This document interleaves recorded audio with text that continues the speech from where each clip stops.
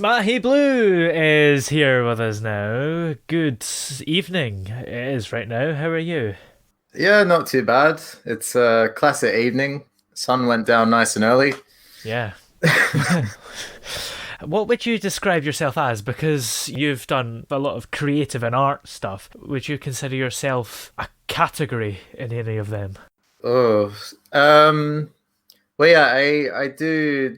So the main bulk of what I've done is music, Yeah. but I recently did a novel as well. But the last three albums sort of tied into that in this neat little bow. Hmm. So they kind of get referenced in within the chapters and stuff like that. But for Oh, this, that's nice. yeah, for the sake of it, I'd say, yeah, I'm a musician, Yeah. sort of first and foremost. And how would you describe the sound of your music? Oh, um, that's a. It's tricky because I sort of I change it up a lot, Hmm. but recently it's been very.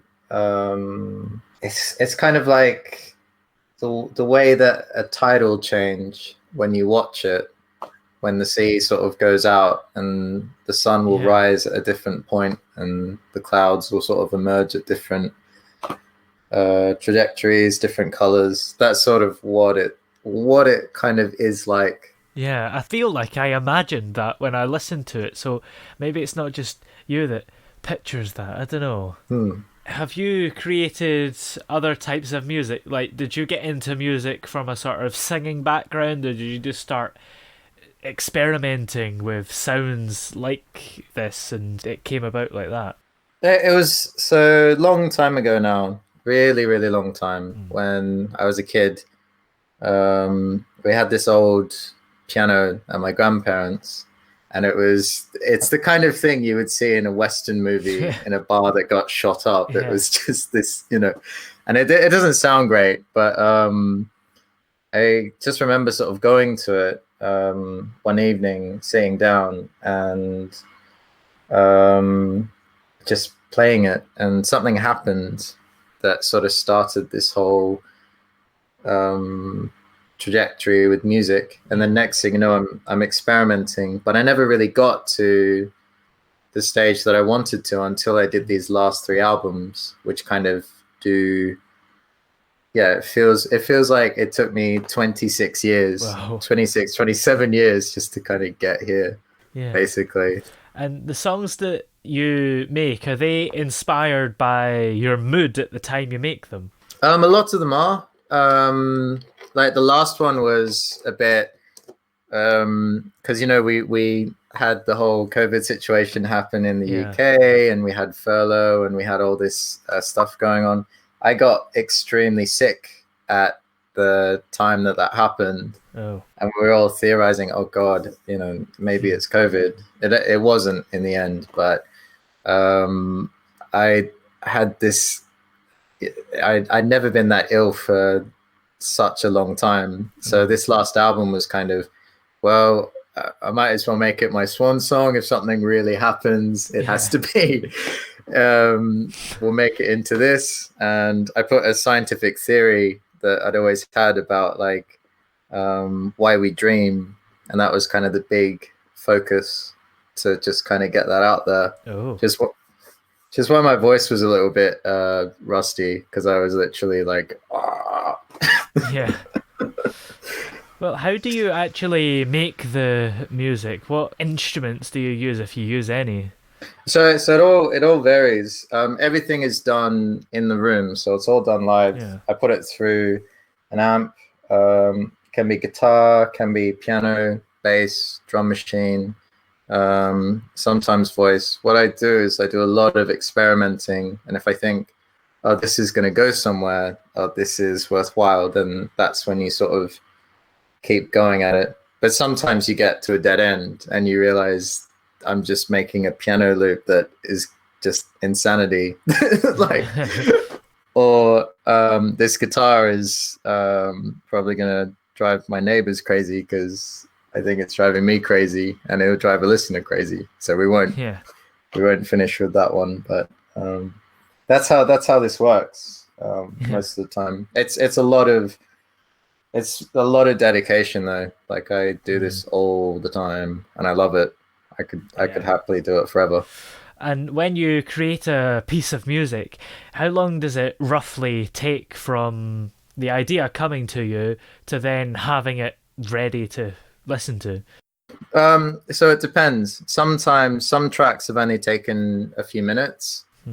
Other tracks have taken about 4 years, Wow, 3 years. that's quite a range. Yeah, it is. So it all varies. And sometimes they completely change from where they were at the start, but they reached a turning point, and eventually they became the tracks that they needed to become. Yeah. But it's all a learning curve. It's all just practice, and yeah, I love when you get that result and having that sort of ring through this really tiny apartment that I live in. It's great. It really is. And I'm interested to know, do you have any idols in music that make a similar type that you take inspiration from?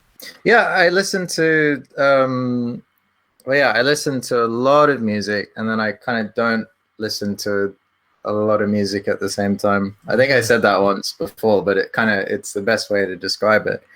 At the moment, there's an artist called Ichiko Ayoba from Japan that I've been listening to, and it was like, oh, this is amazing for lockdown, because she's got this music that sort of transports you into like nature, and makes you think of places like Okinawa, which is this beautiful kind of island in Japan, and the way it transports you, that kind of amazes me. And then I love music like that. So the sort of songs that you can't quite understand from Aphex Twin, or that sort of urban environment you get with DJ Shadow. It's things like that that really grab me. But yeah. And what would you say makes your music different to them and special? Why should somebody listening right now choose to have a listen? It's just something, people find it really different, and I've always loved going and sort of surprising people at open mics, and then just being really, really quiet, and then going to this piano, playing a song and evoking something. There's something about that sort of unlocks something within people, and I think that's what my music does, and that's sort of the aim of what I'm doing as well. So that it's a bit different. It's not, if you're looking for a pop tune, you're not going to find it here.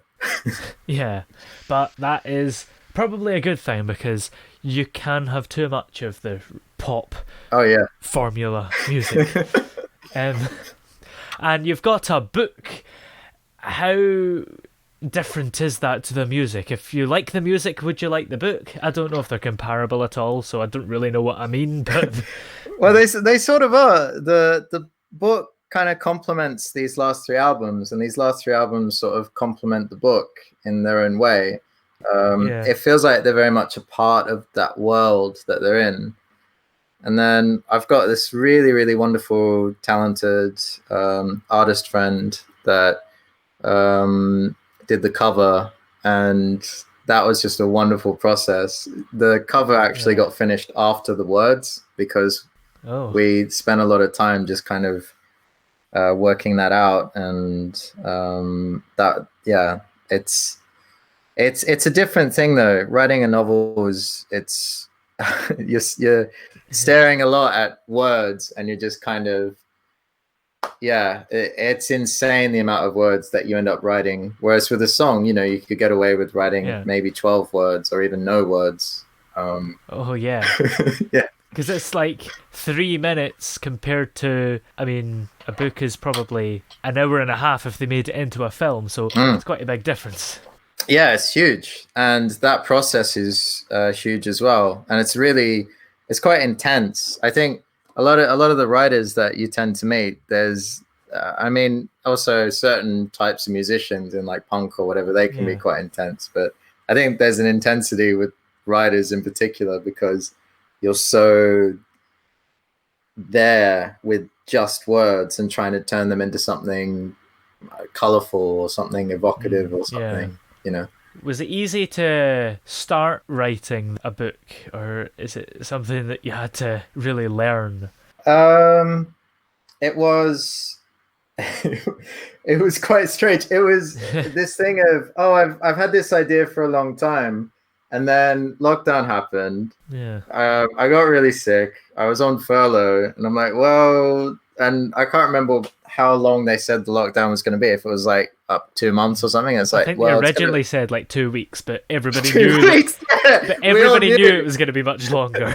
Like, Yeah, we all knew that. That was the thing. We all knew that it was going to be longer. So I yeah. was like, okay, well, I'm gonna do this now because I actually have the time, and God knows when it'll all be over. Yeah.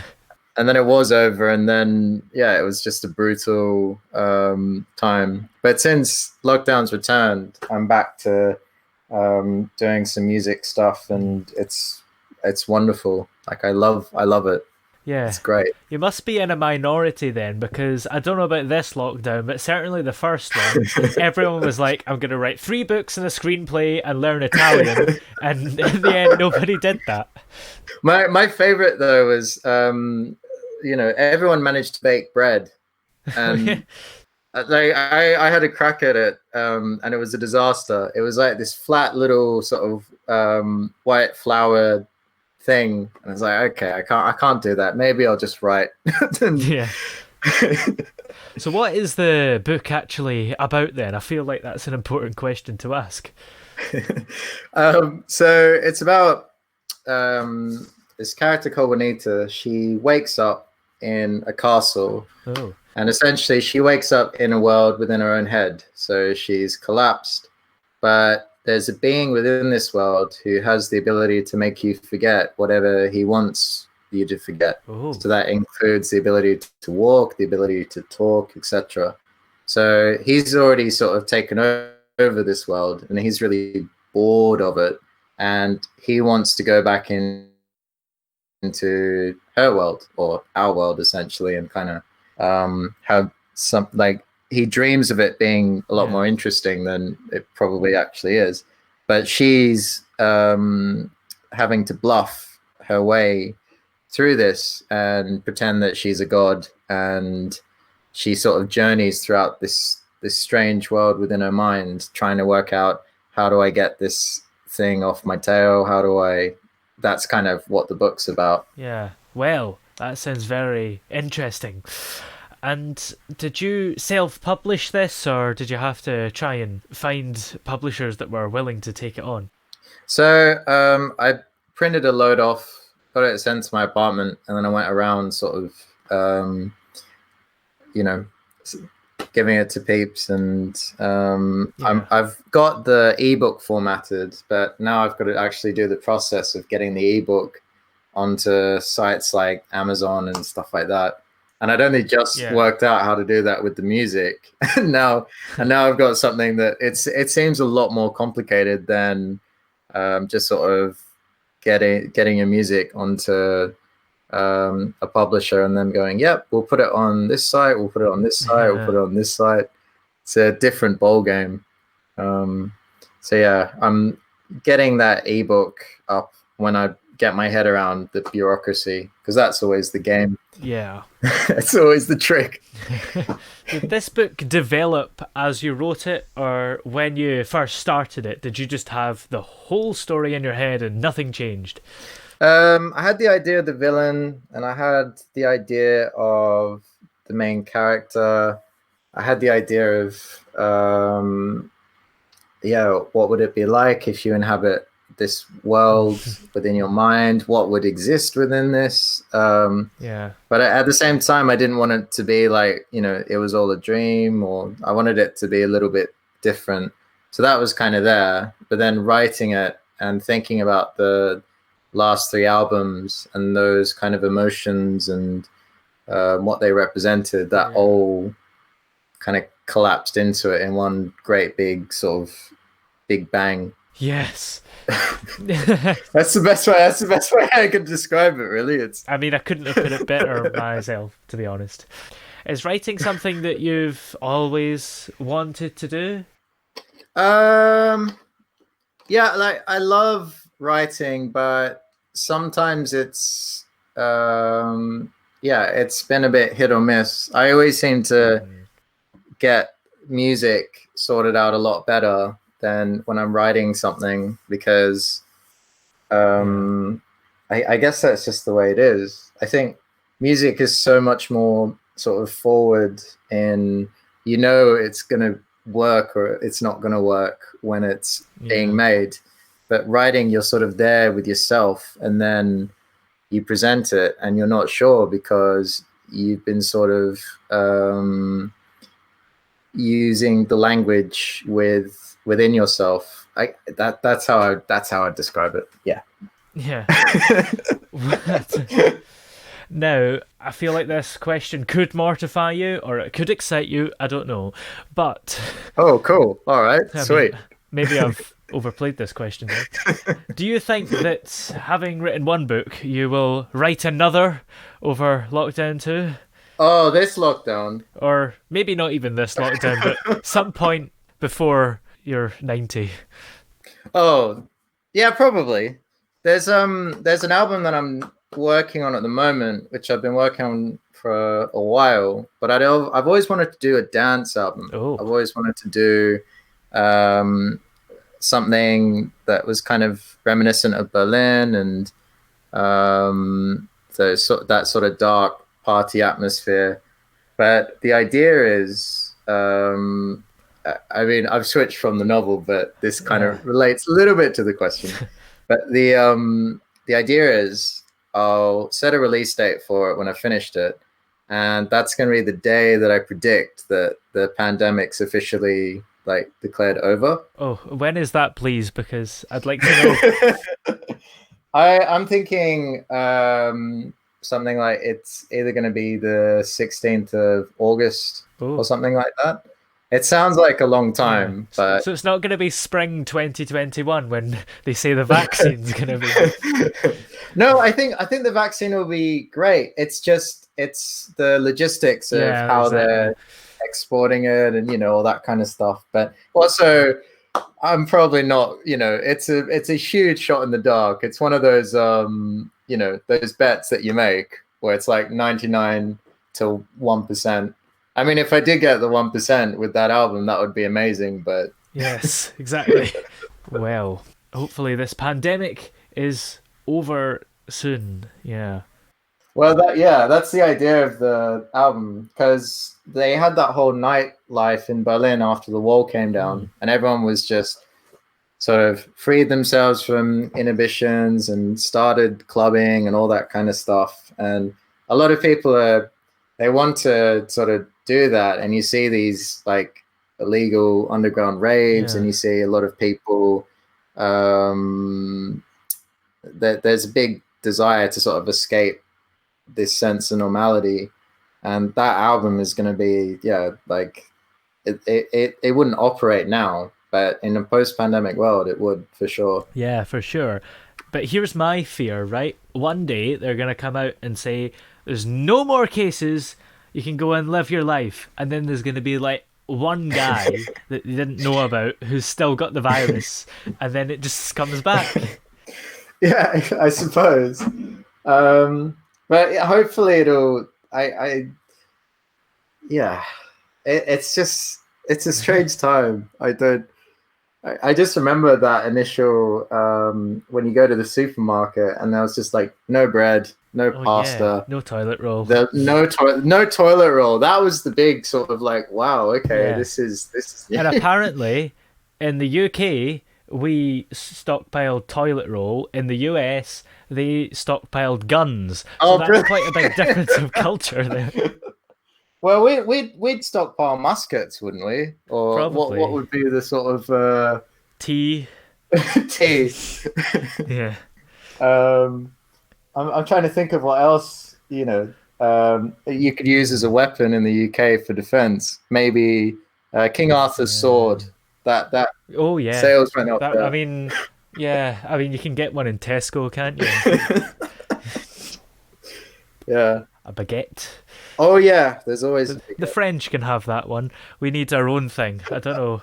I think tea, cheese, Yeah, maybe but then the cheese. French might also steal that. So No, wait. I think we. cheese, all you have to do is hold it out and it'll stink and everyone will run away. Well, I've always wanted to Especially the see, vegans. the cheese roll that they do.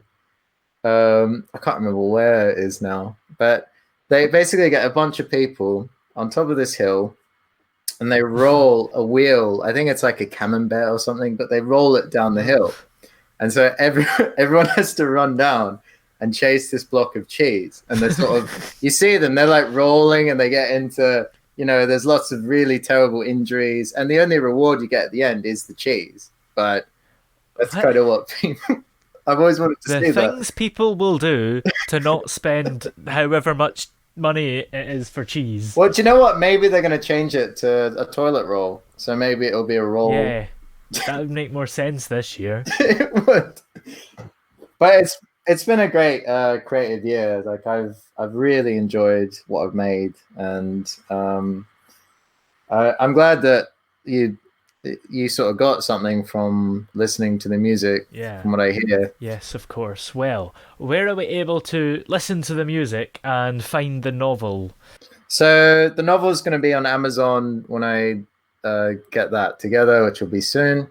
But if you want to find my music, you just look up Smai Blue on Google, or you can find it on Spotify. You can find it SoundCloud, and then smaiblue.com, which is SMAI, and then the color blue. It's just together in one word. Nice. Thank you so much for joining us on the show today. That's all right. Thank you for having me. It's been quite fun. I haven't in this time you don't talk to many people because you just Yes, furloughed. exactly. So I hope you had as much fun as I did.